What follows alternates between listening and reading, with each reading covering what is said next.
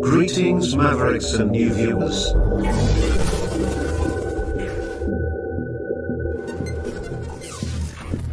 Tonight, direct and live from the Maverick News Network World Studios. This is Maverick News with Rick Walker.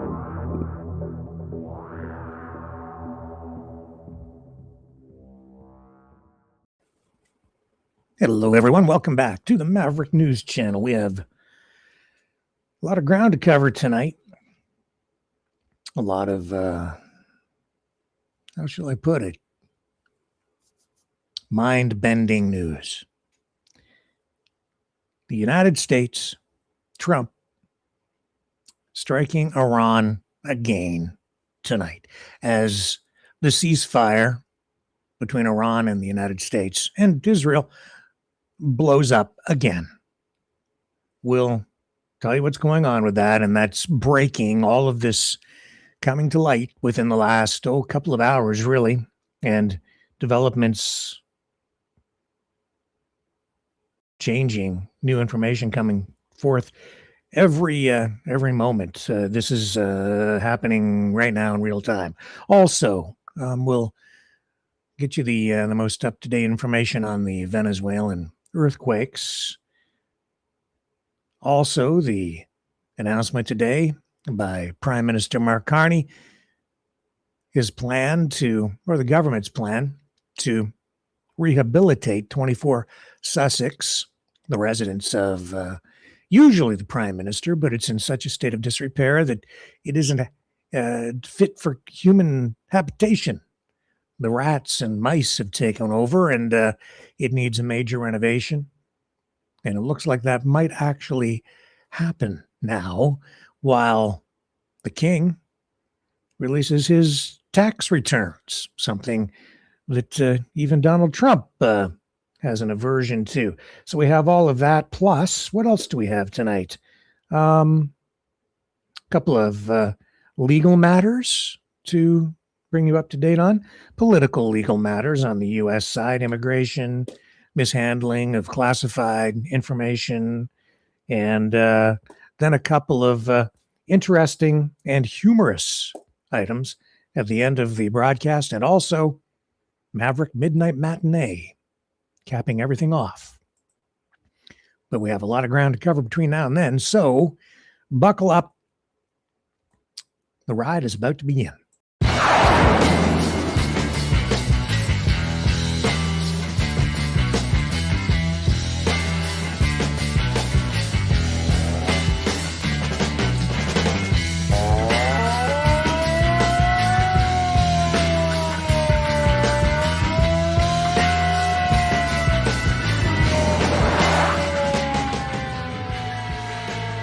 Maverick News. Fighting for freedom.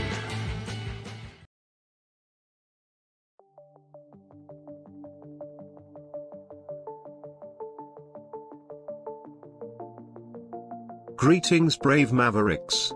Our quest for truth continues. We go beyond fake news. Together we expose propaganda. Together we pull others out of rabbit holes. We are maverick thinkers. We are all unique individuals, defenders of individual rights and freedoms, credible, trusted, grounded in reality. Maverick News, Maverick News. Defending free speech, Donate at freedomreporters.com. Do it now. Tomorrow may be too late. Maverick News. The world is watching.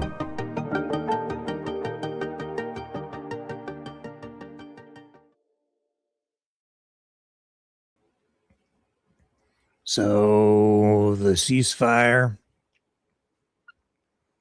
has fallen apart again because it has never been a ceasefire. And this whole 60-day period of negotiation, it is a great big mind screw. This is so Orwellian, and this ties into what I was talking about last night, where Trump is bending reality with the language he uses, with the contradictory statements that he makes. This is what has been going on with the Iran conflict excursion. No, it has been a war from the word go. Although, when did it begin? When did it start? Even that becomes a gray area. Was it 1979 or was it more recently? This is a war that nobody really wanted, but Donald Trump gave us, even though he said, in his own words, that he didn't want endless wars and wouldn't lead the United States and the free world into such conflicts. But here we are, a war that he said was a minor excursion, referring to it sometimes as a war, then other times as a mini war. And now saying that we have a ceasefire, but it is clearly not a ceasefire. What is it?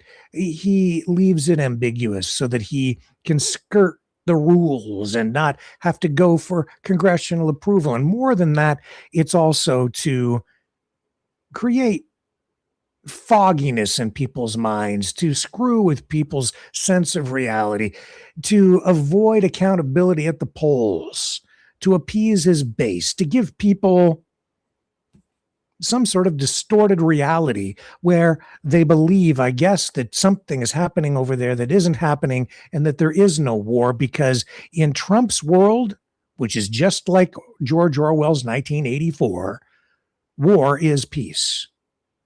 And a ceasefire, I guess, means that tonight it's still a ceasefire, even though the two sides are firing at each other again, or should I say, still. So the United States has launched strikes tonight against Iran in response to drone attacks on a ship in the Strait of Hormuz. Now, Trump says that's a violation of the ceasefire agreement.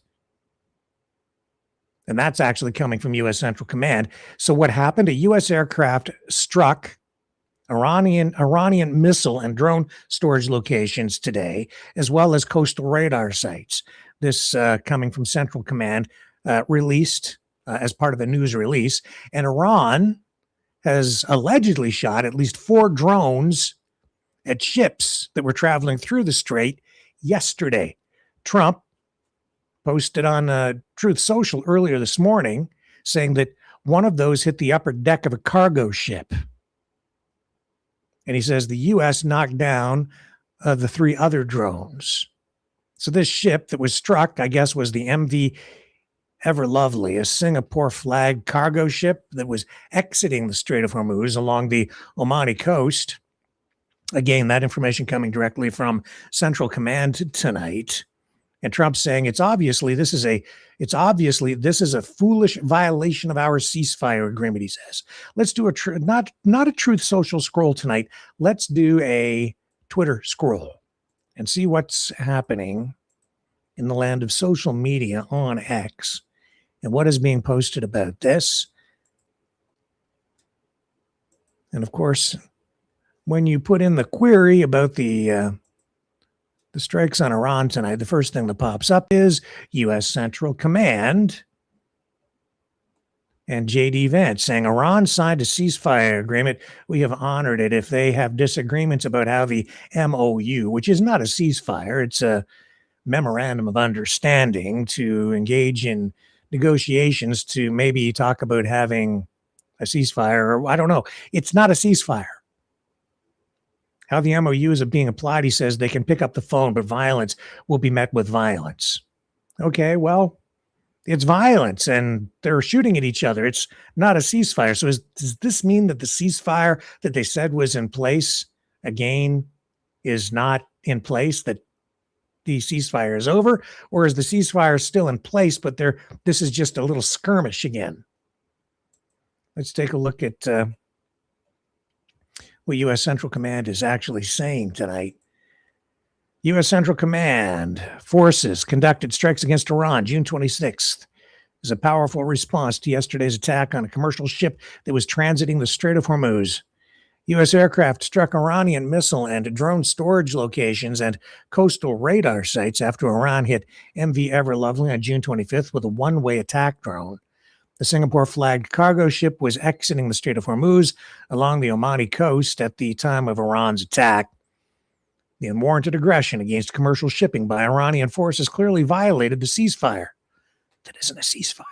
Furthermore, Iran's dangerous behavior undermined freedom of navigation as commerce increasingly flows through the vital international trade corridor. CENTCOM forces continue to provide safe passage, coordination, and support to commercial vessels transiting the strait. The U.S. military remains present and vigilant to ensure all aspects of the agreement with Iran are adhered to, obeyed, and in full force and effect. So does this mean that the ceasefire is still on? Does this mean that the strait is still open? There has been some,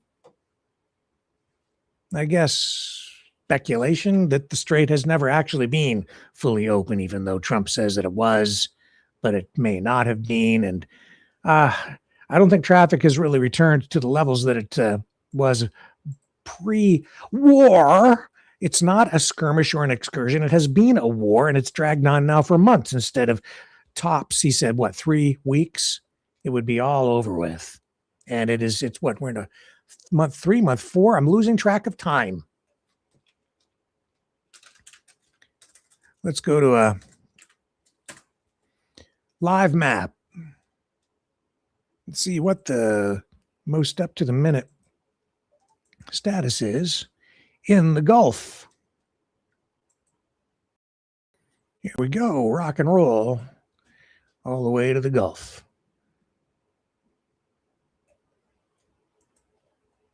So what's going on here tonight?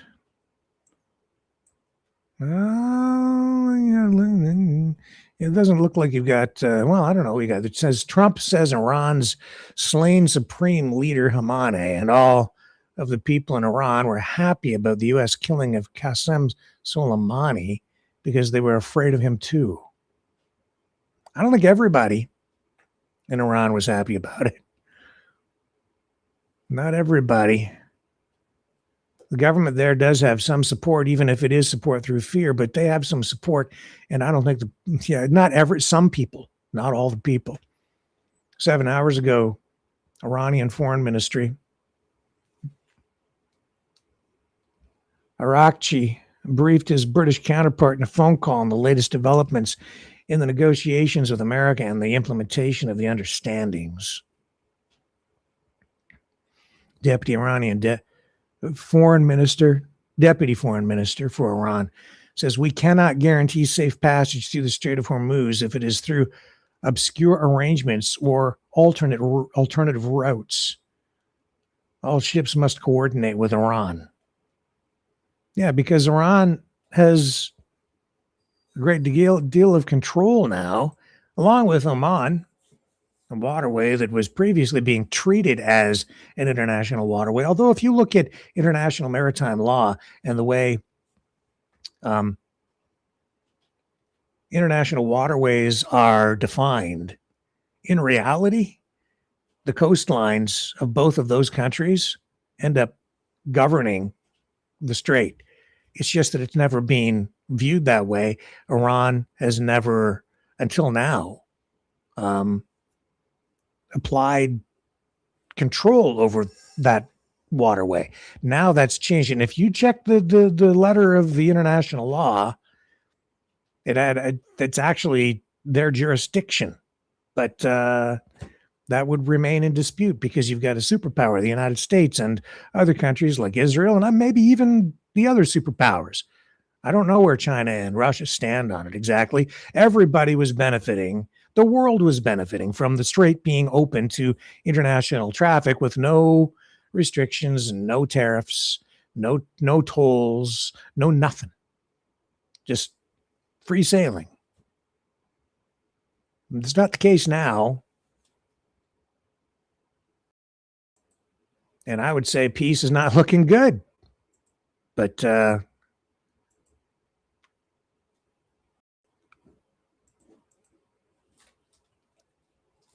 whole thing remains a point of contention between the U.S. and Iran. And once again, I'm just pointing out the obvious. This is like it's a psyop. I mean, it's real, but he screws with people's minds in the language. It's not a war. It is a war. And now he even refers to what happened in Venezuela. He referred to it within the last 24 hours as a war, a one-day war, because that's been his strategy to go into these countries, surround them, show that you've got all this military might, and then do like a real quick hit, bomb the crap out of them for a day, and then leave and declare victory. But I don't think it's actually solving any actual problems. The same strategy employed in Iran to begin with Operation Midnight Hammer, bombs the hell out of a site, saying that they've totally destroyed the nuclear program. Now, months later, he comes around and says, "Oh, now we have to go to war." But it's not a war; it's just an excursion. And in Venezuela, it's a one-day war, as he refers to it now. But they swoop in, and I would not classify that as a war. That was a kidnapping, essentially, is what it was. No sympathy necessarily for Maduro, but that's what it was. He had the U.S. military go in there, sweep in, kidnap a sovereign head of state, like him or not. That's what he was, and pull him out of the country and bring him back to the United States and put him on where they're putting him on trial. All of it being done through the justification of U.S. courts, nothing to say of, international law or international agreements or respecting the sovereignty of other nation states. It's just all justified through the U.S. court system. And, the Monroe Doctrine. Because whatever the U.S. says goes according to Trump. According to Trump. So this is Trump world. Bizarre, twisted, crazy world, where tonight as well, he makes kind of strange comments about what's going on in Venezuela, where 920 dead, over 3,300 people injured in these earthquakes, massive earthquakes. A story that honestly we didn't get to last night because the storm was going through here. The internet was going wonky, and there were some things we just didn't get to bring you. I wanted to talk about what was going on in Venezuela. We just, but I'm going to do it now. They've got real problems down there. This is a country where, Trump took a real interest in what was going on down there because of the oil and Maduro. And he made direct reference to the need to go into Venezuela to change things a little bit where oil is concerned. And now with these earthquakes, it's like it's not even getting much. Honestly, it is not getting very much attention in the media, the legacy media, or even independent media for that matter. In the United States, you've got citizens down there digging through the rubble, their homes leveled, massive damage. And they've got rescue teams doing their best, but they're having a tough time coping with any of this stuff. 920 people dead, over 3,300 people killed. Let's show you some of the video.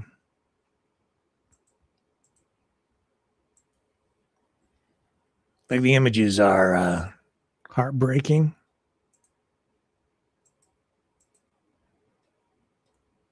It's mind blowing. Entire buildings being toppled, crumbling.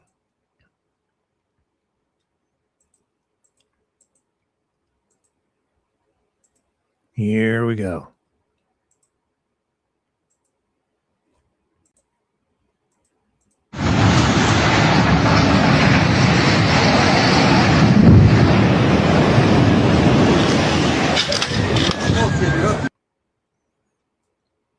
And that's not the, there's just so much more.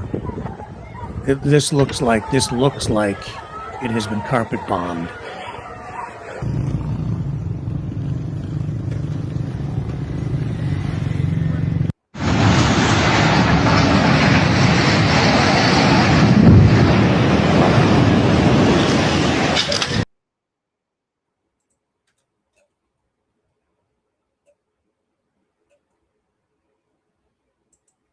Images here of rescue workers, first responders. Total devastation. Scroll down here. Drone footage, Associated Press.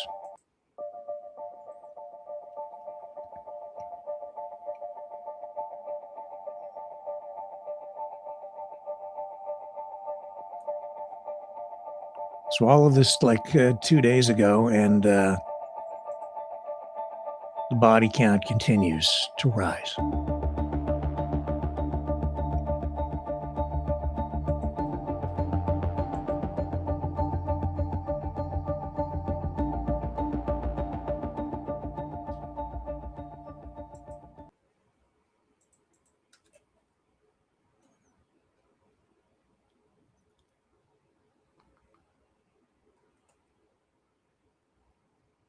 More footage here.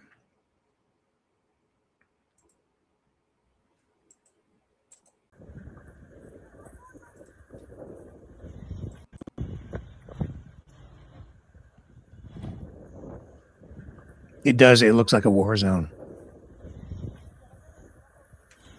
Even bombs dropped don't do this much damage often, unless you've just got repetitive carpet bombing going on.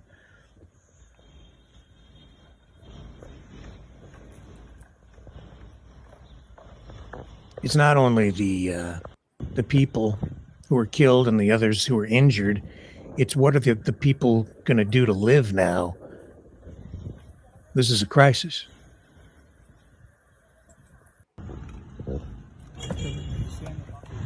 All these people displaced for the time being till new accommodations can be arranged, built, found.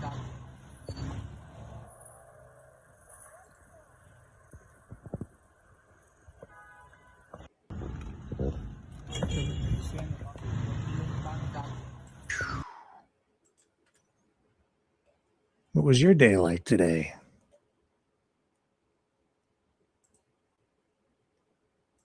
Another day for you and me in paradise?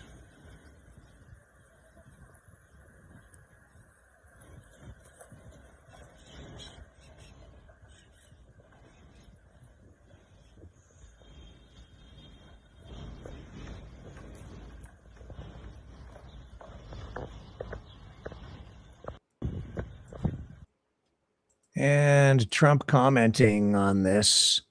And as usual, he can't get through a speech without putting his foot in his mouth. It's just the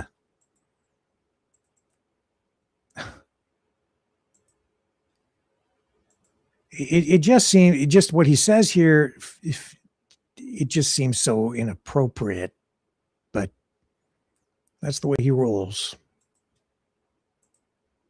Venezuela, we have a great, and by the way, we're helping Venezuela. They had a tremendous earthquake, a lot of people killed, and unbelievable, right in Caracas. And we have a lot of people over there helping, but Venezuela's been fantastic. We've had a great relationship. It was a one-day war. We hit them so hard, and one-day war. Now we've taken out millions of barrels of oil, and we've paid for the war many times over, but just as importantly, they are doing better than they've ever done. They're making more money than they've ever done. They've never made the money that they're making now. And it's really, I mean, outside of what happened last night with the terrible, that was terrible what happened. It was a big earthquake, knocked down buildings. But outside, it was really, it's a happy country again. The people are happy, they're dancing in the streets.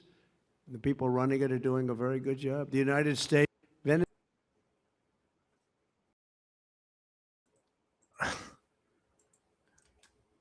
I'm just so done.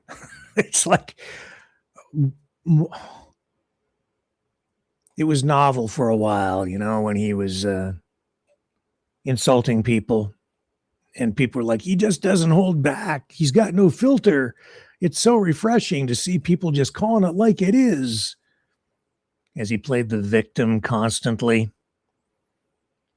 The victim of this and the victim of that, and I'm so hard done by, and it's all the lawfare directed at me.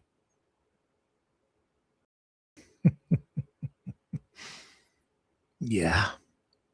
Maybe not so much. Oh, he was such a victim. Russia, Russia, Russia. It was so unfair. It's all the lawfare. Oh, yeah. And you know what? I think back, and after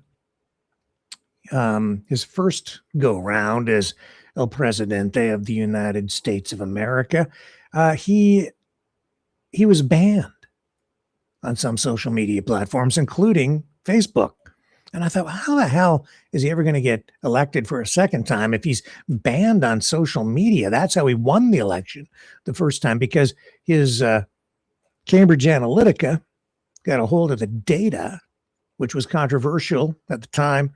And they used that data, personal data, information about people, to target people through certain demographic data. And that's how they were able to efficiently campaign to focus their messaging, their propaganda, their campaign rhetoric, their advertising, in order to generate the support and the votes that they got to end up winning the first time around. And then, of course, because the politics was so thick and severe, he was banned on some social media platforms afterward. And that's what led to the creation of Truth Social. And yet, strangely, isn't it weird how tonight, and I just lost the tab on this, but isn't it weird? I'll find it again. How Trump and the tech bros are now, thick as thieves, like literally. Trump defending them. They're sitting down to break bread at Mar-a-Lago and around the big long tables during negotiations, and they all came to kiss the ring during his inauguration. Elon Musk helping to fund the campaign of Donald Trump, Zuckerberg, the list goes on. They're all there, all with him. And he is protecting them. He's gone from social media pariah to the king of social media, not just with Truth Social, but on all platforms. And he's there deregulating the tech industry, the information industry, the social media industry.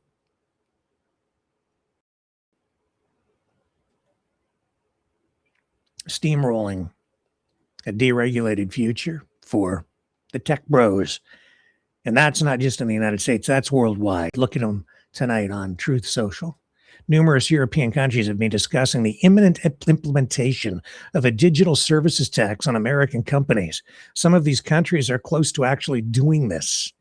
Please let this statement serve to represent that any country that imposes such a tax will immediately be met with a 100% tariff on any and all goods sent to the United States of America.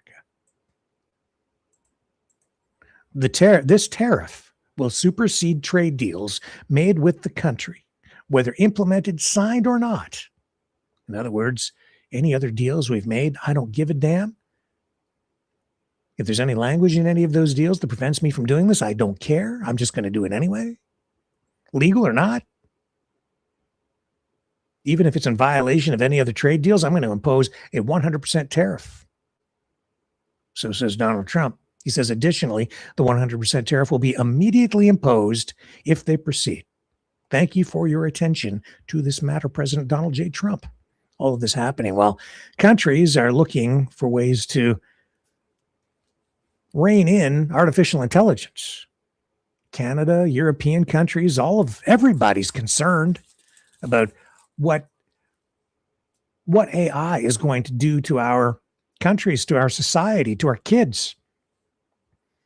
People are looking for some answers through regulation to make sure that AI doesn't run rampant, using social media as one of its tools, but the broader internet and the Elon Musk Starlink network and beyond, in order to screw with our minds.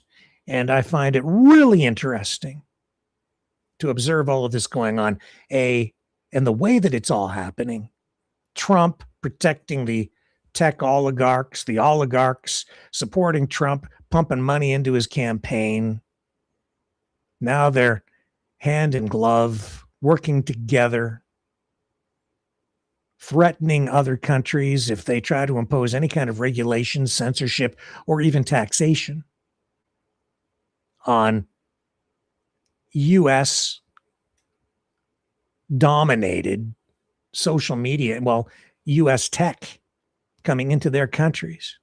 If you try to regulate it or control it in any way, you're going to be penalized. He's going to tariff you to death on all of your products. He'll impose such huge tariffs on you and everything that you produce that it will be far too expensive for any U.S. companies or individuals to purchase anything from your country. So you'll be frozen out of the U.S. market.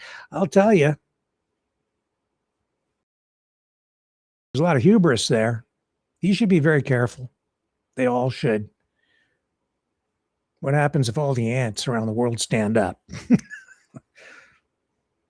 I think maybe quietly in the background, that's sort of already happening. Although, on the other hand, there's also you can also see that there's a race on now for other countries to try to catch up to all of this, and then it all becomes integrated, and then it looks like they're all working together when maybe they're not, but they're competing with each other, and there's truth to some of it, and there's, and it's not all true. Some of it's true, some of it's good, some of what's going on, and some of it's not so great, and there's a lot of gray area. But it is all very concerning, and it does need to be regulated. We do need sovereign control over what comes into our countries, not just Canada, but every country around the world. If you're a sovereign nation, it's your jurisdiction. It's your right as a sovereign nation to determine if other countries are even allowed to broadcast into your country. Any country that's just broadcasting into your country is doing so with no permission necessarily, although in Canada, the U.S., we have cross-border agreements on such things. And in other countries, too, there are some agreements, but when it comes to just outright propaganda, they're, especially during wartime, the way it works is countries just bombard the enemy with propaganda through leaflets in the old days to television. The first thing you do when you take over another country is take over the television stations. You saw that when Trump launched this war. It's a war with Iran. The first thing that happened when the bombs were about to drop was Netanyahu and Trump. They took over the television signals. They pirated those signals and started pumping out their own video content to the Iranian people, encouraging them to rise up against their government. That actually happened. I brought you the video. I showed you what happened there. That's all propaganda. That's the way that it works. That's just the blatant, straight up, in your face kind of propaganda. But the other kind is all kind of under the surface. It's done in ways that people don't really understand or get, whether it's the Chinese doing it to us or the Americans or the Russians. And even tonight, there's, there are stories out there. There's a story circulating coming to light where European nations are raising new concerns about Russia engaging in propaganda, online mind manipulation through the use of their propaganda networks. And that's getting headlines. But when the United States is doing it, especially in allied countries, it all gets pushed to the background. And it's not even so much the United States government at this point. It's the big tech companies, the corporations, and the political party, I'd say MAGA, largely, where Elon Musk has even talked about being able to control elections in Europe, anywhere, basically around the world now, because he's pumped through X. They're pumping information into every country and manipulating people's minds and political process in the process of doing that. It's incredible. The level of power that is there because of this is incredible. Power, information is power, they say. And it is absolutely true. Nobody has more information, I don't think, in the world in real terms and such detailed information now as Elon Musk, the world's first trillionaire, who just recently lost his, within days, the last couple of days, he's lost his trillionaire status. Oh, poor Elon, but he'll be okay. He has, through Doge, acquired access to massive government databases. He knows everything about everybody, everywhere, all the time. I showed you what was going on with Starlink this past week. Showed you the proliferation, the launching of thousands of Starlink drones, and it's expanding and growing every single day, practically. With all these SpaceX launches where they're putting more Starlink satellites up into low Earth orbit all the time. The graphic, the animation that I showed you with all those satellites spinning around the Earth, it made it look like a web. Almost made me think that like we're living in a cage, a digital cage, because the whole planet covered by them. At that point, that showed only about 6,000, and the entire planet in that graphic looked like it was encapsulated in a digital web. There's so much light pollution now. I think people are getting to the point where it's hard to determine or tell the difference, distinguish between what's a Starlink satellite and what is a star. Made me think of a sextant. If there's so much light pollution from Starlink satellites in the sky, and you can't tell which star is which and where is anything, maybe we would even lose the ability with our eye and old-fashioned navigation instruments like a sextant to even be able to navigate by looking up at the heavens. A technique that's been used from the beginning of the first voyages on Earth. Now it's all about GPS. Now you're becoming more and more reliant on GPS. The thing is about all of this, that was 2024, early 25, when that graphic was made. We're now well beyond 6,000 Starlink satellites. We're up to 10,000 now. The goal, ultimately, is to put 45,000 of these things in low Earth orbit, and they're not geosynchronous. They move. So people are looking up and they're freaking out and they're thinking that these things are aliens. Or something else maybe. Some people realizing that it is absolutely, satellites. And when I go back about, it's got to be 4 years now. I remember there was the story that we did where people started to raise concerns because they saw a line of these lights in the sky, just a straight line across, and people thought those might be UFOs. But no, it was just a line, a single line of Starlink satellites. And the reason you see them is they're actually reflecting sunlight back at the Earth because of their elevated position. The sun still has angle on them and it hits them, and then you can see them at night. It was just a straight line. Now there are so many more. And you look up at night and you can see them on a clear night. And it looks like little white dots flying around, little fireflies mimicking stars, but they're not. They're actually very close, not like the stars which are far away.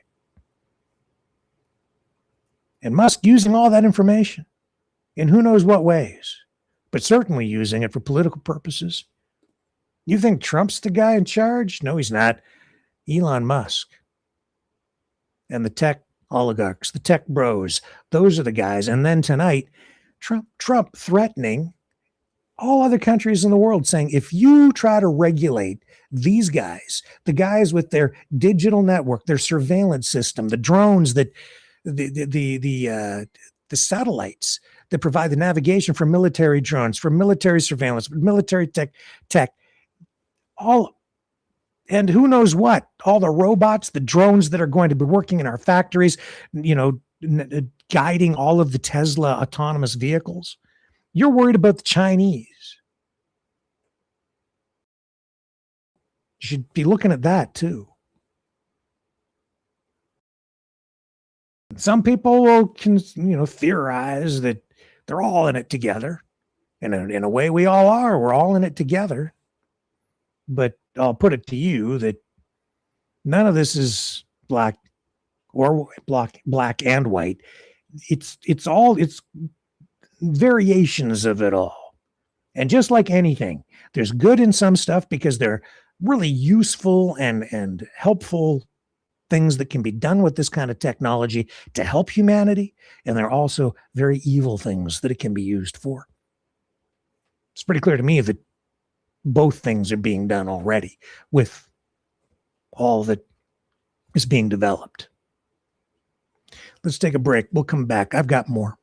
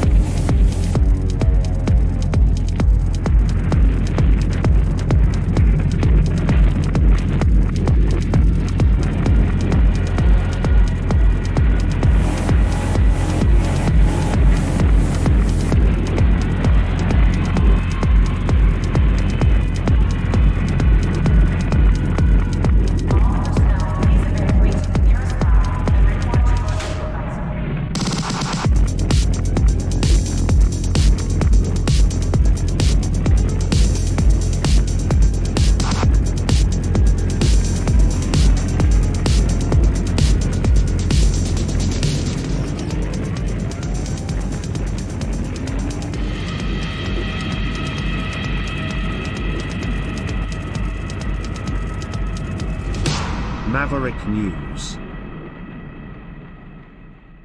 The world is watching.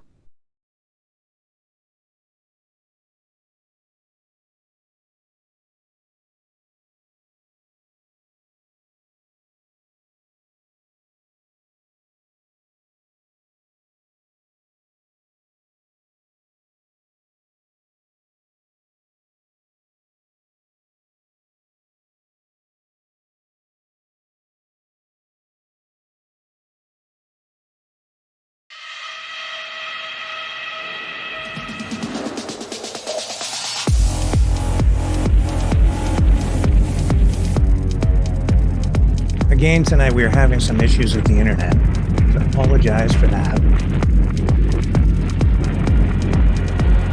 There's some real lag here, and it's difficult to know when these transitions are ending and beginning, because they're freezing on my end, so I can't tell. Looks like we're back, though, maybe. Are we back? Refrain from running these if we're going to get some amount of lag.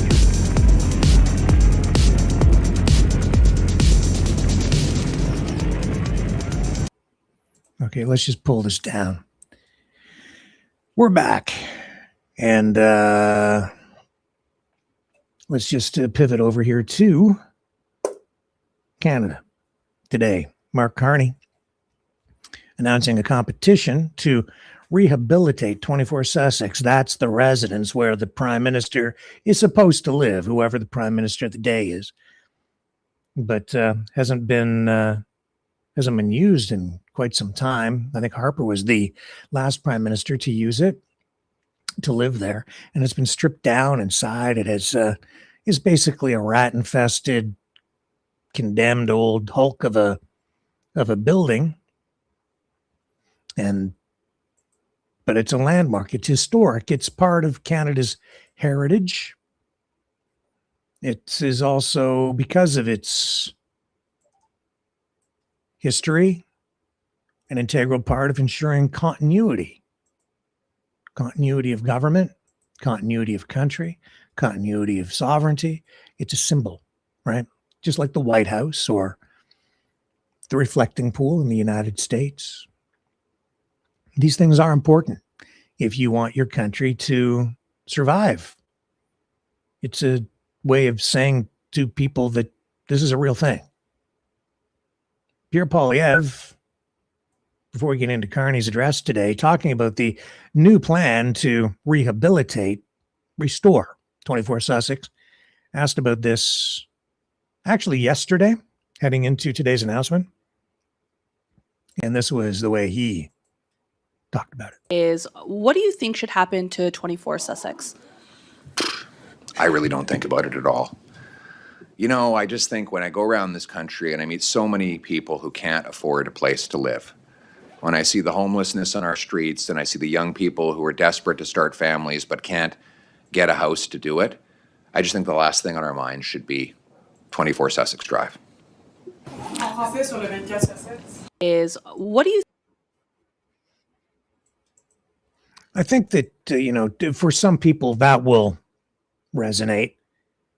That's maybe a powerful political strategy, because people, I think, take some exception to the powerful and the elite politicians having a free place to live. That's what happens in most, countries. That's what happens when you're the president or the prime minister or the leader of a country. There's a residence, and that's where you not only live there, but it also becomes a place to entertain and host visiting dignitaries, other heads of state. When they come to your country, you can say, hey, come on over to my place. We'll put the barbecue on, and we'll crack open a couple of brewskis in the backyard. But you got to have a respectable place to do that. And at 24 Sussex, they've had a long line of foreign leaders come through 24 Sussex over the years. In any event, Canada, being a pretty humble nation overall, has let this place slide. And I think that in itself is kind of a national disgrace. Carney today saying, that's going to change. He announced it's not just a plan to renovate, restore, bring it back. It's more than that. It's a competition.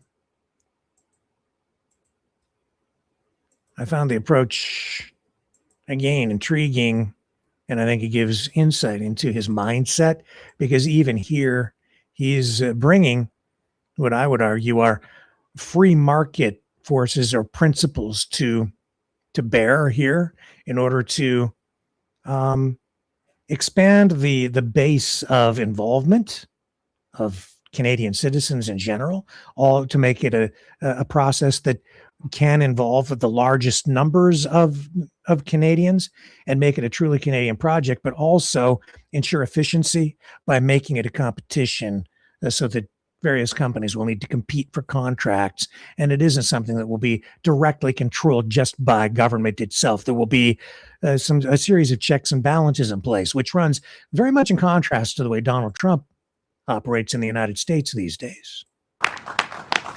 Alors, merci, cher Joël, Minister Lightbound. Good morning, everyone. Bonjour tout le monde. Just last month, I had the privilege of announcing His Majesty's approval of Canada's new Governor General, Her Excellency, the Right Honourable Louise Arbour. And I ended those remarks with the same point that I'm going to begin my remarks today with. And I quote, "At a time when much of the world is buffeted by crises, Canada's history, our institutions, and our traditions matter more than ever. And while these foundations are expressed in language, practiced in custom and convention, and enshrined in law, they can also take physical form.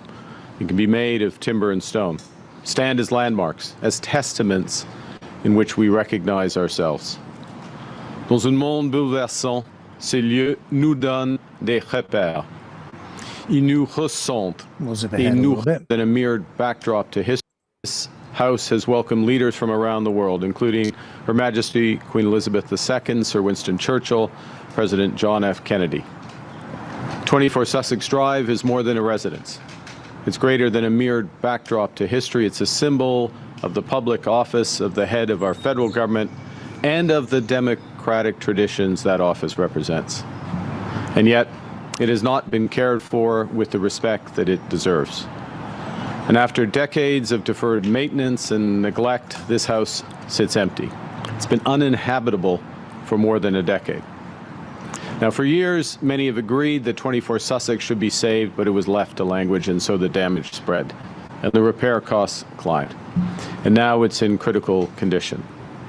So today, our government is acting to renew this building, restore this institution, preserve our history, protect our heritage and traditions for generations to come, because that continuity matters. A nation is more than the people who live in it today. It includes everyone who came before us and everyone who will come after.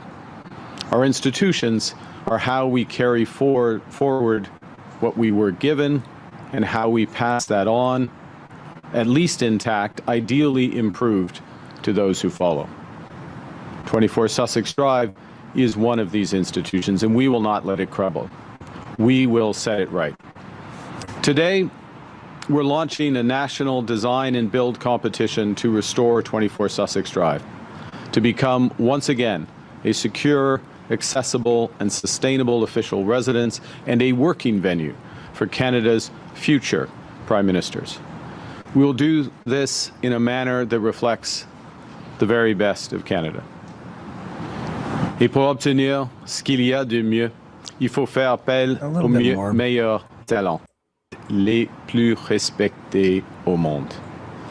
Un grand merci à vous, monsieur. Celui qui est si noble and cost-effective réalisé à l'occasion de l'Expo 67 et plusieurs d'autres à travers le monde. We are calling for proposals that are ambitious, achievable, and cost-effective. The competition will be open to eligible Canadian firms, putting Canadian design excellence at the center of the project. As I said, the Royal Architectural Institute of Canada, drawing on its expertise supporting major architectural competitions, will provide advice on the competition framework, establish an independent jury of distinguished Canadian experts in architecture, heritage conservation, and design.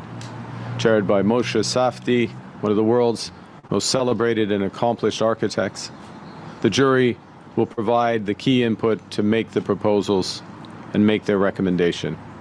To assess the proposals and to make their recommendation to Cabinet.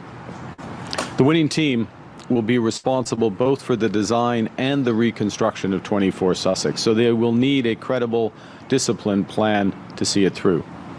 A plan to bring the building to life on time, and to a standard worthy of the country that it serves. So we're turning to the country's most innovative architects, designers, and builders for solutions to find the most ambitious, exciting, and affordable solutions. The winning proposal will be announced by Canada Day next year. Afin de réduire encore plus. Okay, so we've got a year, and then we'll know more about who might actually be taking on the project and what the thing is going to look like. But it's all just in the formative stages right now. It's happening, but compare that to what's going on in the United States. Could you imagine if Mark Carney had just decided on his own to call in a bunch of heavy equipment and a demolition crew and just leveled 24 Sussex, just knocked it down, demolished it, and then said, I'm going to put up a ballroom.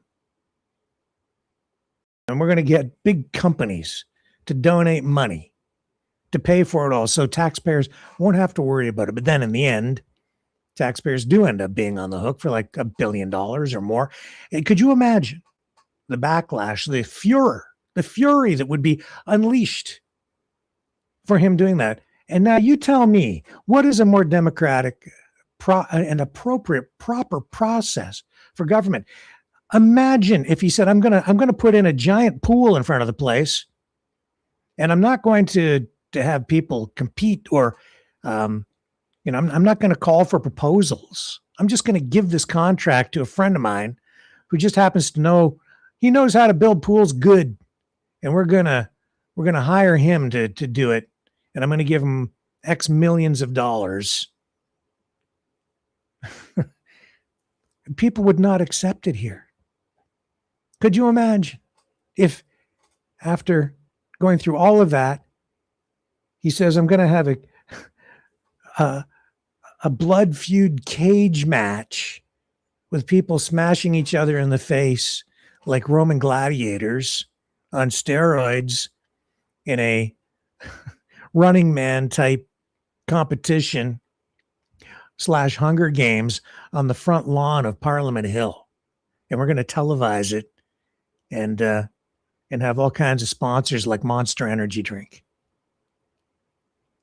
You Canadians, I don't think you would like it. And yet, the people who scream the loudest about freedom in this country, the people who scream bloody murder and criticize and say that our country isn't real, those same people who said that Justin Trudeau was a dictator, as bad as he was, and he was the worst prime minister ever, he wasn't a dictator because he's gonzo. Public pressure, dropping in the polls. You got rid of him. All Canadians got rid of Justin Trudeau because he wasn't popular anymore. So poof, out he goes. In comes Carney. Now you hear all this talk about him being a dictator. I hear that phrase thrown around all the time. He's clearly not. Our system doesn't allow it. I just saw more posts the other day suggesting that, the prime minister somehow just uses MPs they're good for votes. Yeah, that's a quote that's clearly not in full context. Don't know what the rest of the conversation was really about. I understand, and it's fair game to criticize the politicians, but the point that I'm making here is that the people who scream the loudest in this country about freedom are the ones, or the lack thereof, they say, because of our tyrannical, treasonous government. Those people, I'm tired of listening to it because they never have a single critical word to say about the orange man, the Trumpster in the White House. When he does he makes all of these unilateral authoritarian decisions, we woke up one day and a huge portion of the White House had been demolished so he could start work on a ballroom. There was no process other than him saying, I'm going to do this. You've seen the results with this reflecting pool, and now the whole country's divided over that. That hasn't been a unifying force, and that's exactly what something like the reflecting pool is supposed to be. It's supposed to bring people together, but he's turned it into a political lightning rod. Aquatic in nature, with the H2O maybe attracting the lightning, but it's not cool. It's not good. There's nothing democratic about that at all. That's unitary executive power. Decisions being made by one man who has clearly too much power. Talks about the auto pen. It's his Sharpie that should be of the most concern. And these same people critical of Canada. Now, I'm not just talking about Carney, and this isn't even a partisan thing up here. It's about democracy. It's about freedom. It's about whether people actually have a voice. It's a completely different situation here, isn't it? The residents of the Prime Minister, 24 Sussex, people resent, I think, having politicians living in these buildings. But that's part of their job. And Canada has to put a credible foot forward when hosting international dignitaries. It's part of what being a country is about. And we do need to be proud as a country. And Poilievre sitting there again, I'm disappointed in him in the way that he just kind of sloughs it off. This is a guy who himself is living in a residence. He actually is living in Stornoway, which is the official residence paid for by taxpayers for the official leader of the opposition. That's where he lives. Carney's not living in Sussex. He's living in a cottage. He's living in the cottage. A different property, nowhere near as big or as lavish as 24 Sussex used to be and is supposed to be. And he's indicated that he will not be living in 24 Sussex. I just throw it out there for the contrast. The differences between what's going on in the United States right now and what is going on in Canada. The people who want to break up our country, this is about separatism for me. The people who want to break up our country keep saying that Canada isn't a real country, and they call for something like a republic, aka the United States, aka 51st state. They want to be that, or be a mirror image of that, or the same as that, so that we can integrate more with that, because they seem to think that that's more democratic. And it isn't. The reason things here seem maybe disjointed and maybe you can't get what you want is because it is democratic, and putting up with crap that you don't like is part of the democratic process. That's part of freedom. It's the price we pay. It's called democracy. It's messy. And it means you don't always get what you want. But if you get involved and you take responsibility and you push forward your ideas and you explore them and debate them and campaign on them and get them integrated into political parties as part of their platforms, and you can help bring those ideas to fruition through legislation, new laws, policies, programs to make people's lives better. That's the democratic process. And when you have these institutions like 24 Sussex, everybody should have a say, because everybody is a stakeholder in it to one degree or another.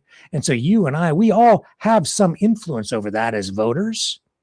And that's being respected through this process. And so are our tax dollars, because he's calling for some level of controlled private investment in it, but also competition, where tenders will be issued and proposals so that you get the best of the best of the best, or the best possible outcome from the process. And it isn't about the prime minister. It's about the country. It's about preserving our national sovereignty and ensuring that it continues into the future. It's about continuity. Canada needs it.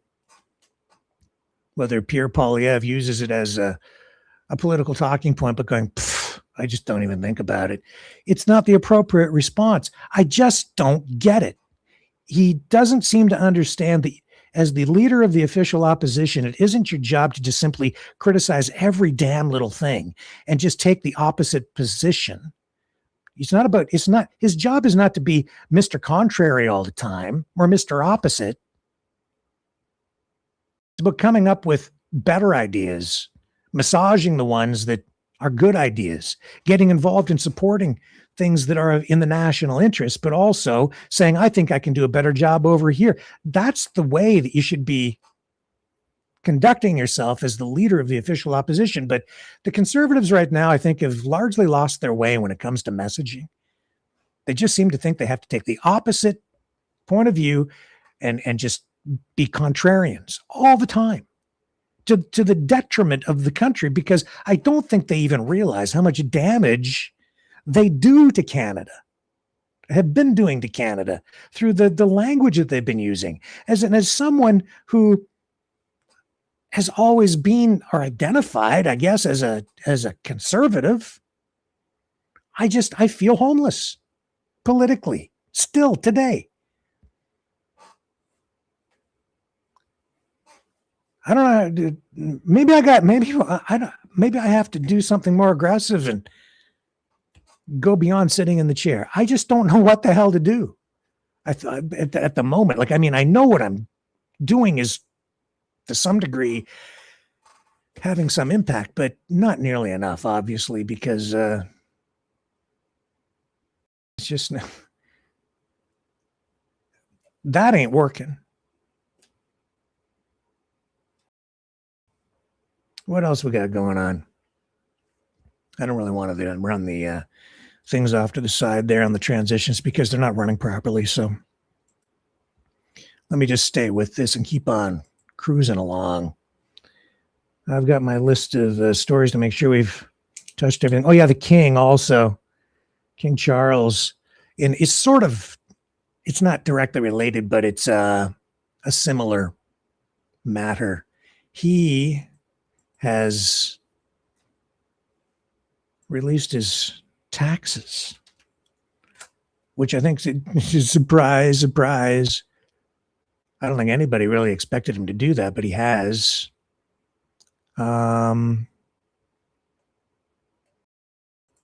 Very unusual.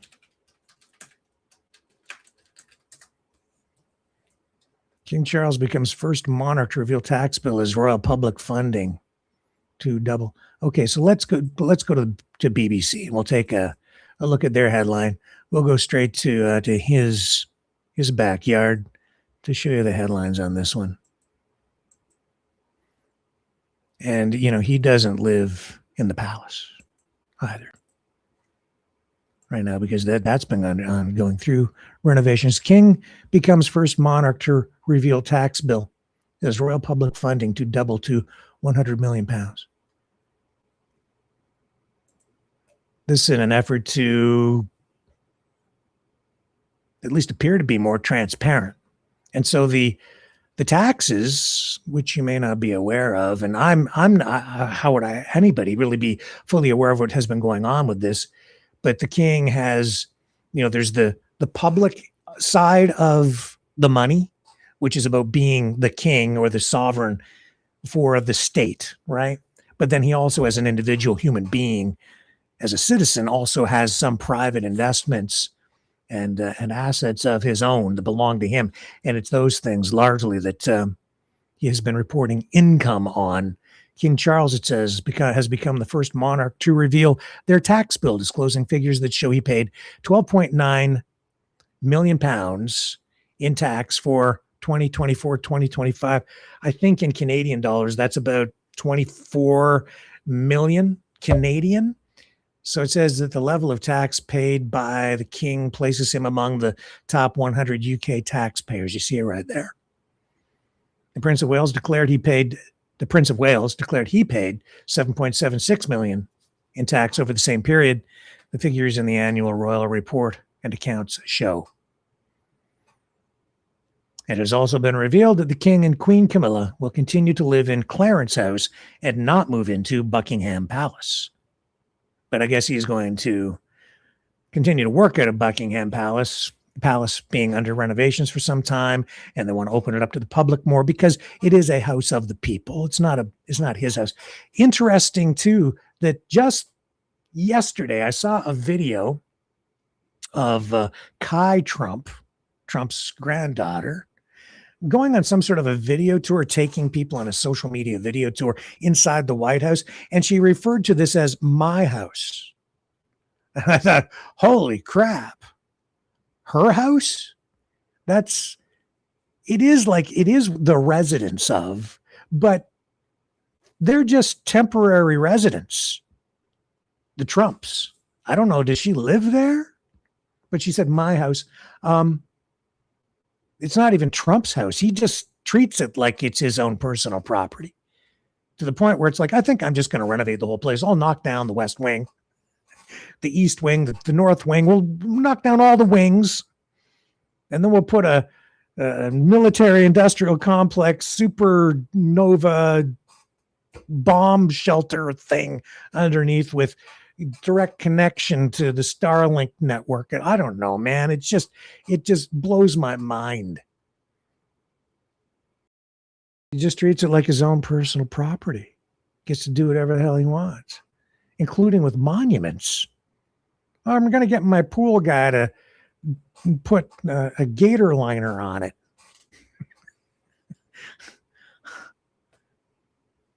Okay. Anyway, King's not going to move into Buckingham Palace. And I think that's also part of, the public pressure, which shows you again that even the king has less power right now than Donald Trump.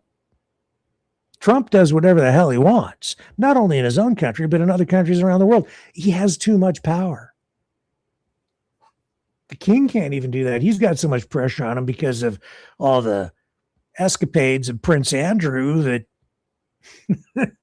have embarrassed the monarchy, embarrassed the country, embarrassed the royal family to the point, shamed them. Just the association, because it's the same family. The king is like bending over backwards now to be transparent, to show he's different than Andrew.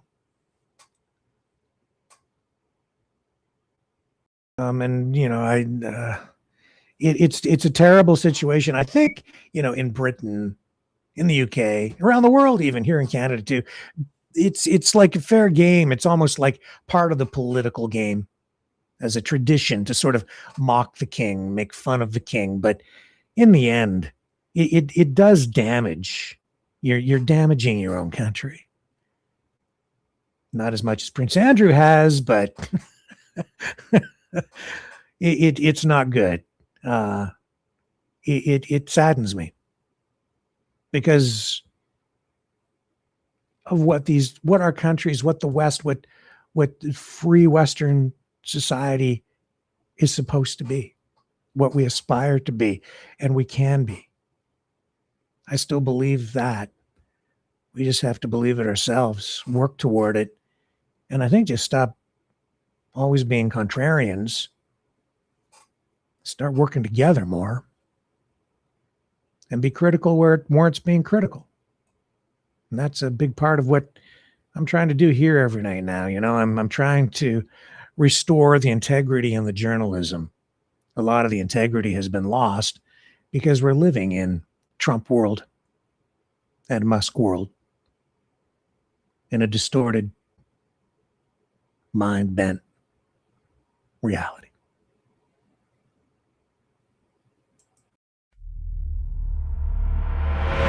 We are the Mavericks.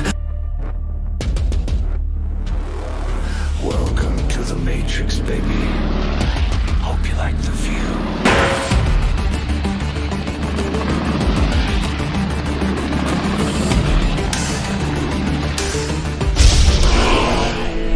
We are the Mavericks.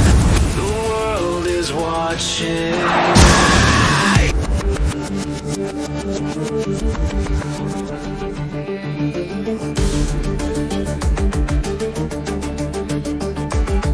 We are the Mavericks.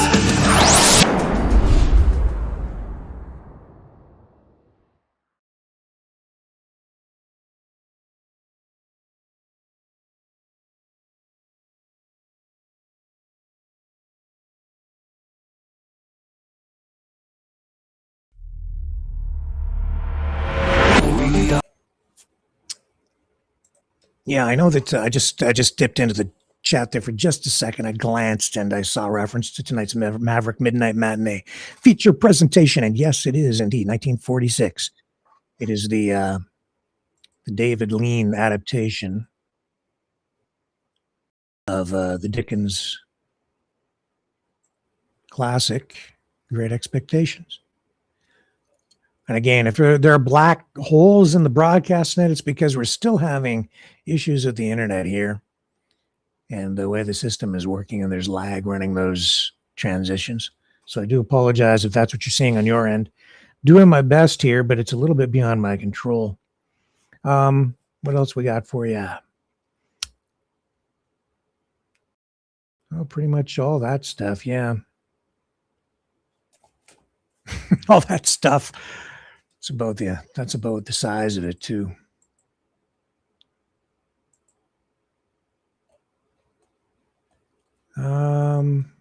Yeah, we've got you the latest on Iran.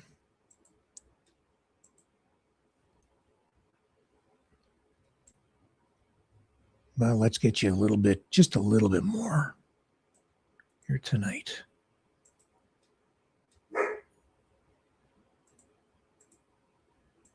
Bear with me here. I hear Cosmo in the background there. He wants to be on live with us tonight, I guess. So yeah, just within the last hour or two, maybe, CENTCOM putting on more information, being picked up by media. Let's just take this clip from Fox and see how they're framing all this tonight. Is telling Fox News that the United States military has begun carrying out airstrikes on Iranian targets. This comes following Iranian attacks on cargo ships. For the latest, let's bring in Chief National Security Correspondent Jennifer Griffin. Jennifer, what do you know? Well, Will, I just spoke to a senior U.S. official who confirmed that those airstrikes were, in fact, in response to Iran firing a one-way attack drone against a Singapore-flagged ship overnight. That ship was trying to leave the Strait of Hormuz. It was passing along the Omani coast, and it struck that cargo ship. And so this is in response for what the president has said was a breach of the MOU, the Memorandum of Understanding, and a breach of the ceasefire. We heard that there were explosions in 3 locations in Sirik, Iran. That is along the Strait of Hormuz coast. Now we have a statement from CENTCOM saying that the targets were drone and missile storage sites as well as radar installations. It's not clear whether these airstrikes will continue, but since CENTCOM has put out the statement,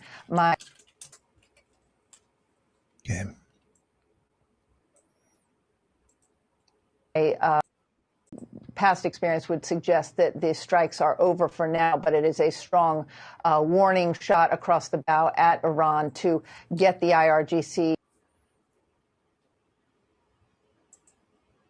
And that ends that clip. Yeah. And we already brought you the comment from J.D. Vance tonight. Trump posting on social media with regard to this as well. He's saying this. He says the Islamic Republic of Iran shot down at least 4 one-way attack drones at ships traversing the Strait of Hormuz. One of the drones solidly hit the upper deck of a large, very expensive cargo carrying ship. Damage was done, but the ship was able to proceed on its way. We knocked down 3 other drones. Obviously, this is a foolish violation of our ceasefire, which I told you all that earlier. Does that seem like a ceasefire? Does that look like a peace deal? Because the mind screw was so extensive when the MOU was signed. The media, the pub was treating it as like a peace deal. Like peace has come to the Middle East, and it's a huge achievement for Donald Trump. And then you saw Trump go to Versailles and Macron sitting beside him and all the people at the table applauding him like this was some great achievement. And here we are, and they're still shooting at each other. It is not a ceasefire. It is a war. It is still ongoing. This is all bunk. But in this Trumpian, Orwellian world, everything is distortion, noise, and even in many cases, contrarian and opposite. Peace through strength. During the Reagan era, that meant you arm yourself so heavily that you maintain peace because no one would dare attack you. So you use the massive arms buildup as a deterrent to any kind of attack to keep the peace and give you voice at a negotiating table. That's what peace through strength, in my estimation, was always supposed to be about. But with Trump, peace through strength has become peace through occasionally bombing countries and attacking and going in to execute limited military strikes and like initiating a battle with a sucker punch and then pulling back and running away and declaring victory, retreating. go in, sucker punch, get the hell out of there. That's been the strategy. Just didn't quite work out in Iran. But even they tonight, I've seen officials from Iran posting online complaining about just that, saying that Trump has now attacked during these negotiations. But you can also argue that Iran has done the exact same thing with the drone strike. So the two sides are now sucker punching each other because they're supposed to be in a ceasefire, not shooting at each other, negotiating, talking, working toward peace instead. And that's obviously not happening. But I'm pretty sure that over the weekend, we're going to hear Trump refer to all of this again as some sort of an ongoing ceasefire, and it's fragile. It's a fragile ceasefire because he wants to keep that narrative going, that idea, to have that still implanted in your mind. And I think it's also telling that this still fits the pattern that we've seen since the beginning of this conflict, because you've always seen some major announcement on a Friday, one way or another. Some major thing happens on Friday, and then by Monday or Tuesday of the next week, usually by Monday, first thing in the morning, everything in the mindset and the messaging is flipped the other way. On a Friday, it's like the Strait of Hormuz is completely open, everything is great now, and the pressure, the oil shock is over because oil will be flowing now, guaranteed. By Saturday, Sunday, you see that that's not the case. There are more attacks, and this is affecting the price of oil futures as they go up and down, and even the stock market. It's like he's pulling levers, and then his oligarch friends are able to cash in because they know it's coming. And here we are on a Friday, and he waits until Friday to initiate these strikes, even though it didn't happen immediately after Iran apparently attacked the ship with the drone. So here we are Friday. And what is going on with the price of oil? I haven't even looked yet today because this is becoming too normalized. See, it's way down at the moment because you've got the ceasefire. So it did drop a lot. It's at like 69.23. Okay. 71.99 for Brent crude. So $72, down almost $12 a barrel. Still much higher than the $40 per barrel price range prior to the war. It's a war. So it's about $72 a barrel now. It was a 40 before this all started. A week ago, 2 weeks, whatever. I can't remember the dating. But before the MOU, it was at about 84. Now it's down into the high 60s, low 70s, $72. It'll fluctuate by Monday. I think that's probably what's going to happen. That's probably what will happen, because that's what's been happening every single week.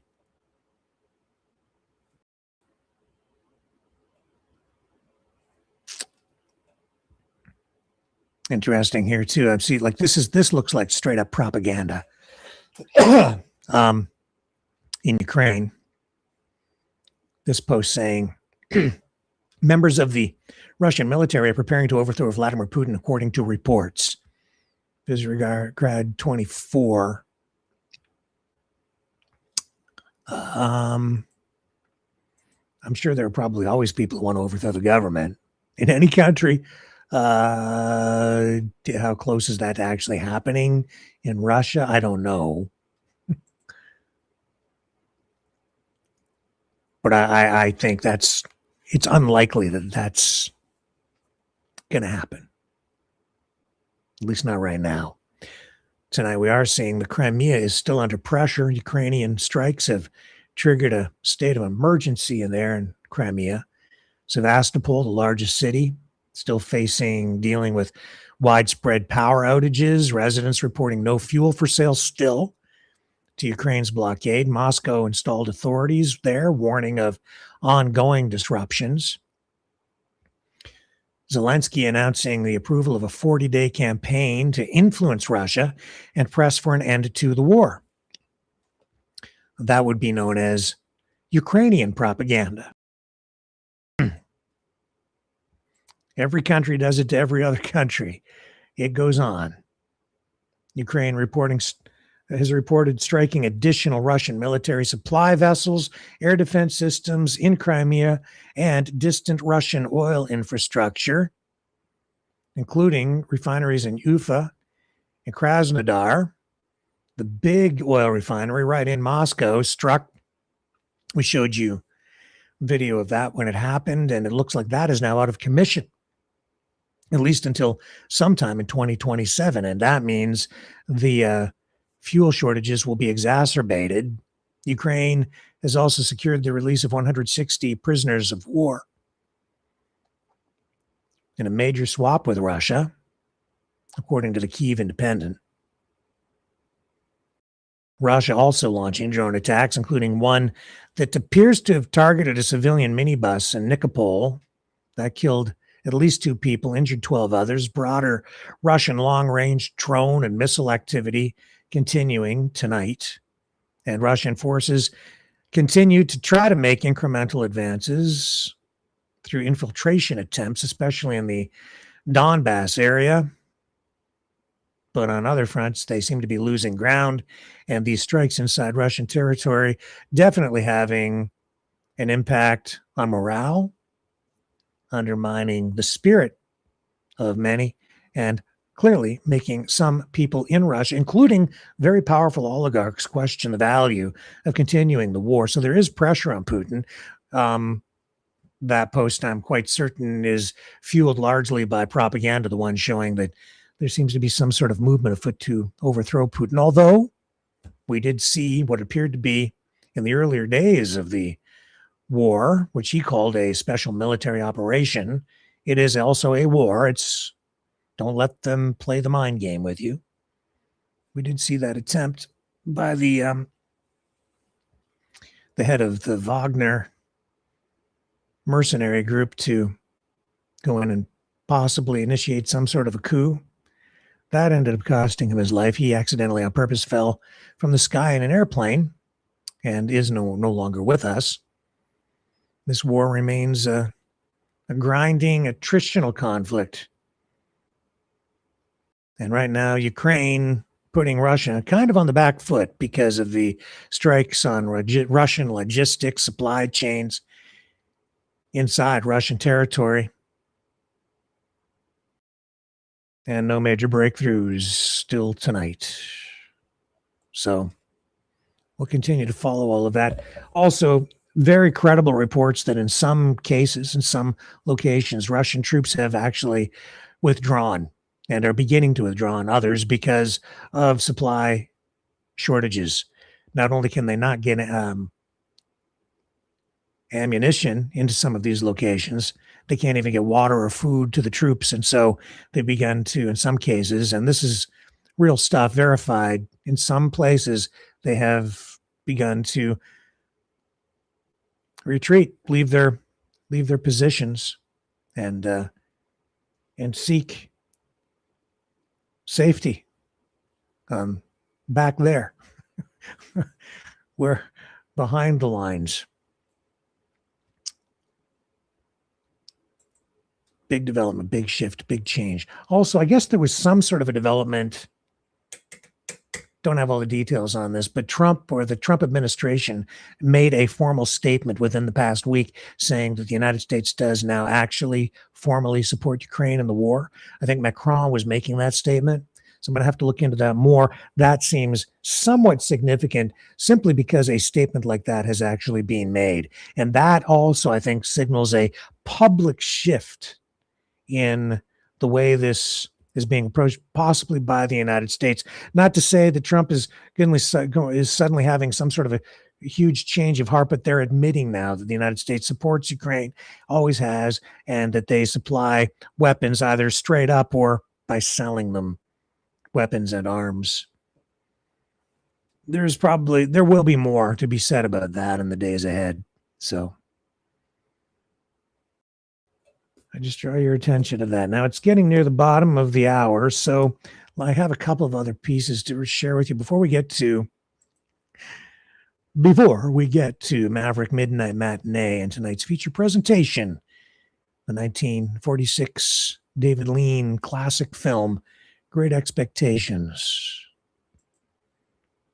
The Dickens novel brought to life. And it is an award-winning film. It's a fantastic flick.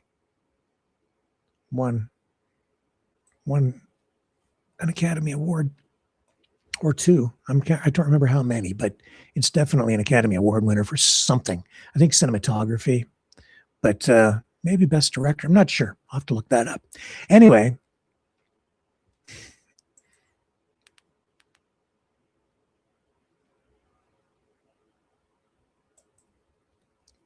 okay. What do we have here? Oh, yeah. First, Trump, I guess, is having trouble staying awake again. So I'll show you that. I've thought some of these are maybe exaggerated, but this one I think is pretty much undeniable. Here it is here. Now you tell me. I'll bring up the video. Oh, I have to say, sometimes I find myself during the day feeling a little drowsy.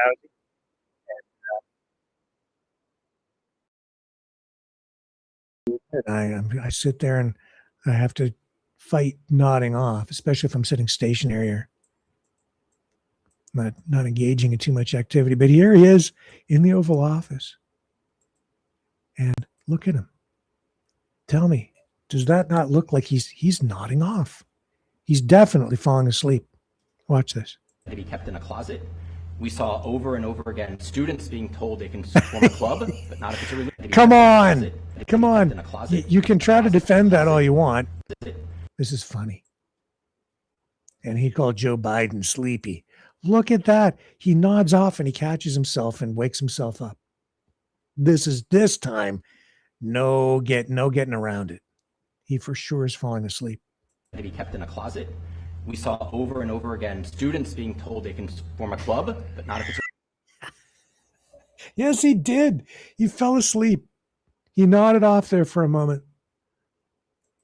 Oh, that'll trigger some of the people with actual TDS on the other side.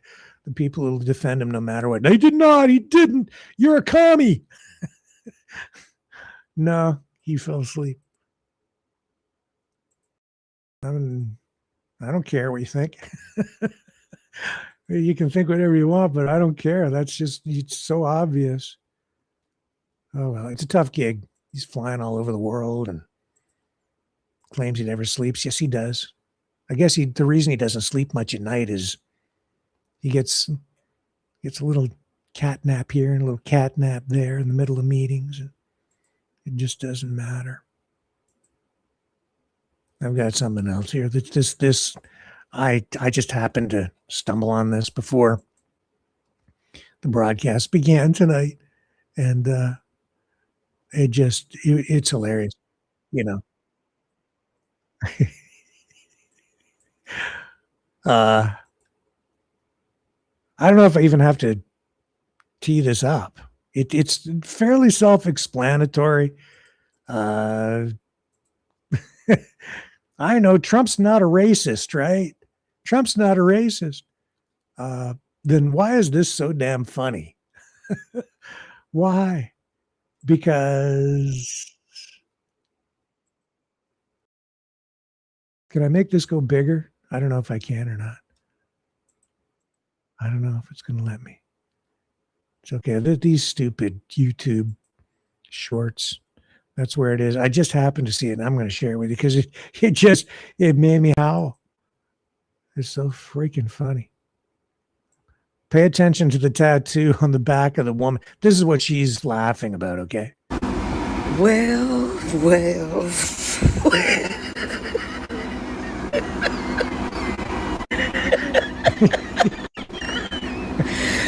Baby.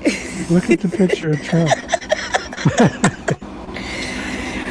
Who is that? Is that Donald Trump? Is that Dwayne Trump? Is it Demetrius Trump?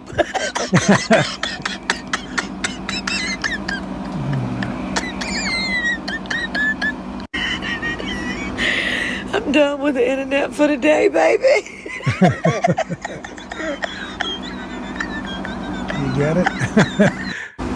So this woman, not her, some other woman, got a tattoo of Trump, but of course it's on her back, so she couldn't see what the tattoo artist was doing, I guess. So he tattooed an image of Donald Trump as a black person on the woman's back. So of course the suggestion here is that the woman didn't know she's a big Trump supporter, and so it's a black Donald Trump on her back, and she didn't get it. Get it? It's funny. That's funny. But Donald Trump's not racist. Okay. That's funnier than hell. Oh, could be AI for all I know, but I don't care because it's just funny. So I'm not saying it's real. I'm not saying it isn't. I'm just saying that's kind of funny. It is. Undeniably. All right. Are you ready for Maverick Midnight Matinee, folks? All right, let's let it roll. Now, if you're watching on YouTube, you have to sign off because we're going to sign off. We don't run Maverick Midnight Matinee on YouTube. You have to go to one of our other social media platforms. The main Rumble channel is the one best for you to go to. If you would like to continue watching and participate in the chat over there, whatever. And tonight's feature presentation will be Great Expectations. On the other side of this.